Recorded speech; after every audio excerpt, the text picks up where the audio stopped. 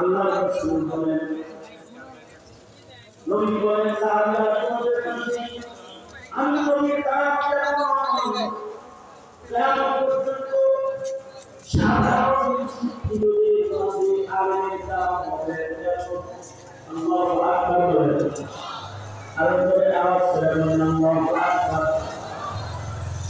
কারণ নামের কাছে ওই সংগঠন ওই আজকে আছে কালকে থাকে ওই এর মাঝে আজকে আছে কালকে ওই এর সংরক্ষণ নাই ওই এর নিশ্চয়তা নাই আর আমার কাছে যেটা আছে এটা আলো আছে কালো আছে নিশ্চয়তা সব কিছু আদর প্রদান করো दुनिया में जितना शक्ति जितना टिका हम सिखा जितना इल्म सीखे मनुष्य अल्लाह पावा इल्म सीखे इल्म तराए अल्लाह कैसे पूछा जाए इंजीनियरिंग पास कर ले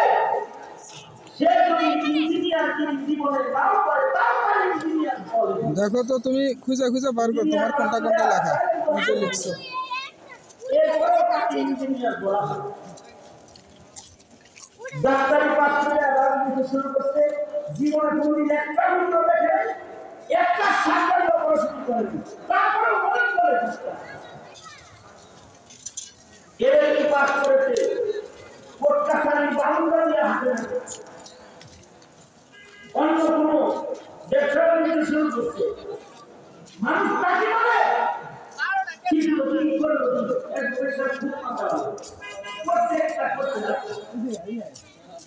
তো সম্মানের সাথে তাকে অ্যাডভোকেট করে ডাকা হয় কিন্তু কেউ যদি আলেম দ্বীন হয় ইলম হাসিল করে আর যদি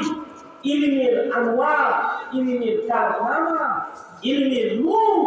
ইলমের আমল যদি তার ভেতরে অতি যদি লক্ষ্য করে পাওয়া না যায় পরিলক্ষিত না হয় তো মানুষ তাকে আর আলেম বলে না মানুষ তাকে জালেম বলে ডাকবে যে জালেম মানে জালেম এবং সেই আলেম যতই জানতে বলা হয় তার নামও এক সময় গাড়িতে পরিণত হয় যেমন 500 বছর আগের ফয়জি বড় আলেম ছিল আলেম তো এত বড় ছিল যে 30 পারা কোরআনের তাফসীর 2 খণ্ডে লিখছে এমন শব্দমালা কাকুলকে লিখেছে যে গোটা